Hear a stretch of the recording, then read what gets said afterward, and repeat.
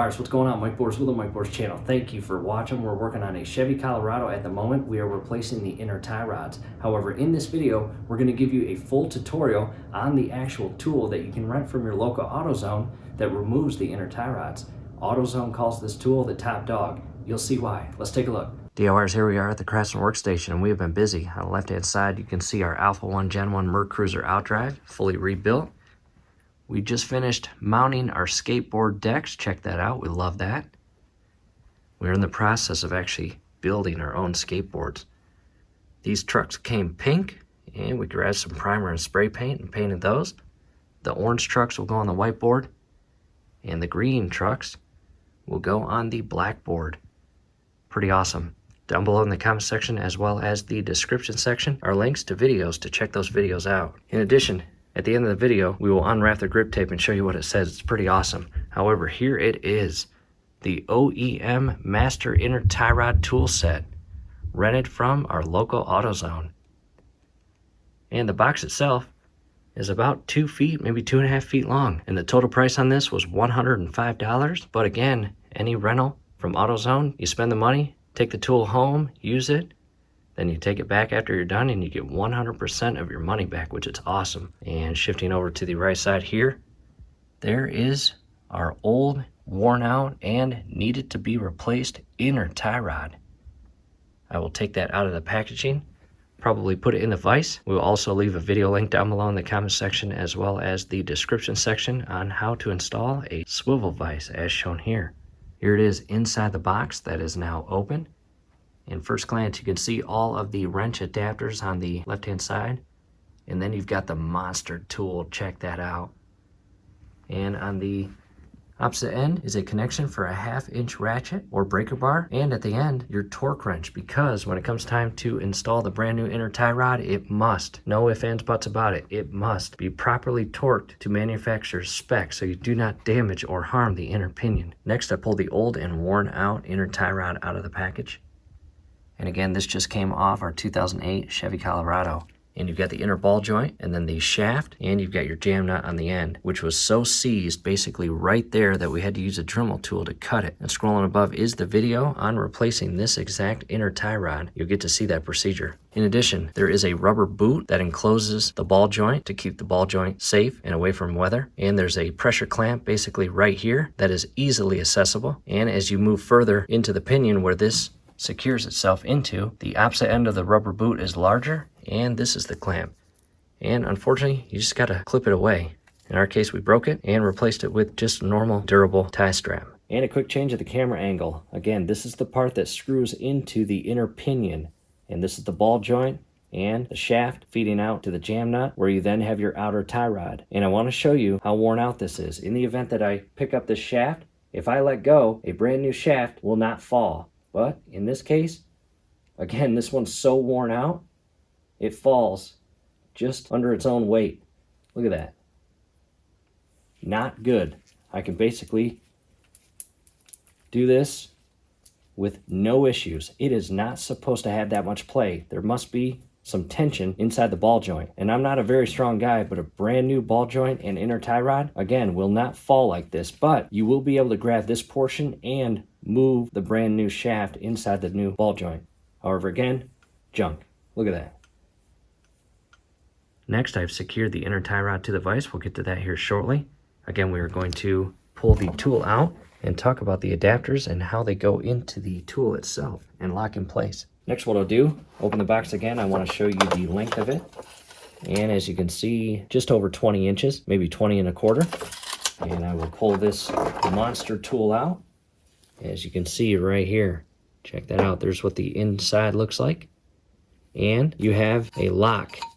And basically, again, there are 1, 2, 3, 4, 5, 6, 7, 8, 9, 10, 11, 12 wrench adapters, which will cover a large variety of manufactured vehicles from Ford, Chevy, Nissan, Toyota, GM, Honda, and more. So the way this works is you'll notice that the locking shaft is in the unlocked position. If I turn it, you will notice it locks. See that? What you want to do is shift the locking ring, which opens up these 2 slots, one on each side.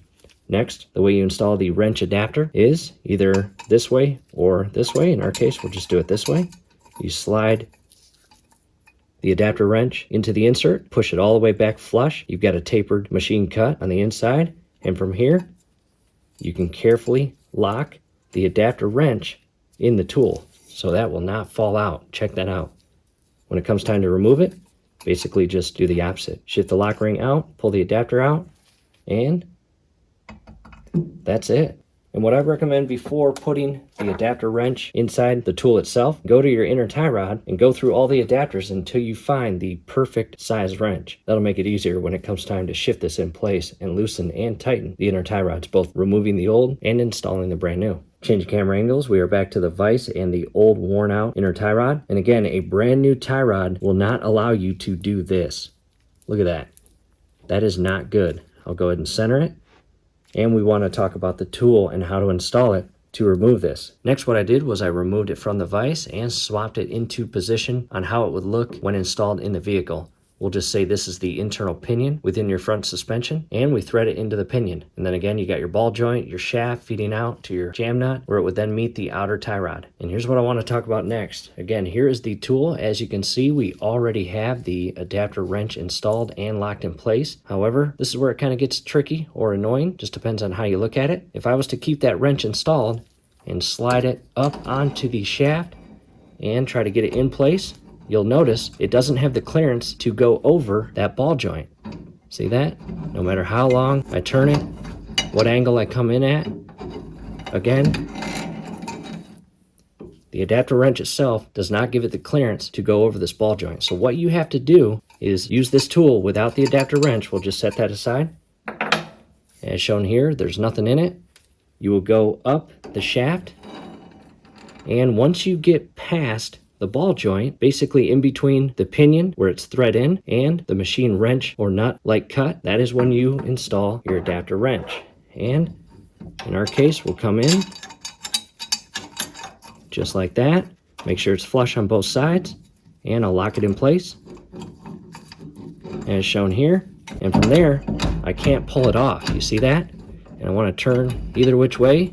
Again, just like trying to put it on with the adapter wrench installed, we cannot get it off. However, from this point, you just carefully turn until your adapter wrench properly aligns itself with the thread, as you can see. And this doesn't seem to be the exact match. Let me grab the right one. I'll take that off, as you can see. With our 2008 Chevy Colorado, 1 7/18. That is our size. I'll get this all the way back in position. Bring the adapter wrench over and into the slots here. And from there, I'll lock it in place. As shown there. Again, I cannot get it off. However, once you get the perfect adapter wrench size for your connection, go ahead and carefully spin it until you properly align the adapter wrench onto the part of the inner tie rod that it can grab onto. From there, all you have to do is turn counterclockwise to loosen it. Obviously, I can't loosen it because I've got the thread and ball joint housing locked in place with the vise. However, once you break it free, you can try it by hand first, but if you can't do it by hand, grab your 1/2-inch ratchet or a 1/2-inch breaker bar, install it on the opposite end of this tool, again, where I showed you. Apply some friendly pressure, again, counterclockwise, to break it free from the inner pinion. And DIYers, once you break it free from the inner pinion, you can remove your breaker bar or ratchet, and you can unscrew this by hand. It is extremely easy to do. In addition, it's good to know, as you unscrew this, once it breaks free from the inner pinion, the entire inner tie rod itself will not fall on the ground. It will be stuck inside this tool and chamber, and if you rock the tool back and forth, the entire inner tie rod will shift back and forth. To get the inner tie rod out, again, in my setup, I'm locked in the vise. However, for you, you would have already removed the entire inner tie rod from the pinion, and you'd be outside of the wheel well and standing back up. All you would have to do is push the ball joint and housing inward so you have the clearance to unlock the tool, pull the adapter wrench out, set that aside, grab this by hand, and pull the entire tie rod out of the tool. So again, the way this works inside that tool, basically, just like a wrench, grabs a hold of the cut, and you can unscrew it.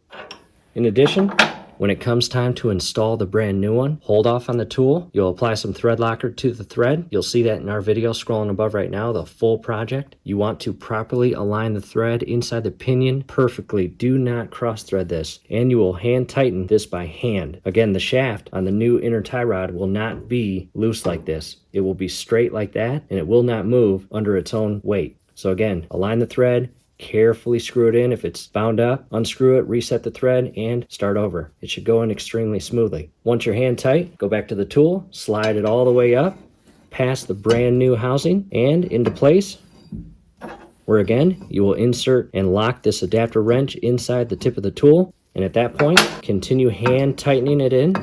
And DIYers, extremely important, do not use impact tools or a breaker bar. In other words, stay away from connecting a breaker bar to the end of this tool like we did during the removal process. And definitely do not hook up an impact gun or wrench and pound this thing in. You will destroy the entire inner pinion, and I can promise you this, if you do that, that's a bad day. What you will do, again, hand tighten it, and then you will immediately transition to your torque wrench. Again, another extremely important part of this step during the install. In our case, 2008 Chevy Colorado calls for 74 foot-pounds to be applied when installing the brand new inner tie rod. And I've got a Craftsman torque wrench. You will also see in that video, I hook it up to the opposite end, again, the 1/2 inch connection, and I screw this in until my torque wrench hits 74 foot-pounds and makes the clicking sound. At that point, immediately remove your torque wrench from the tool. Come back up here, unlock your tool, remove the adapter wrench, and carefully pull the tool off the brand new installed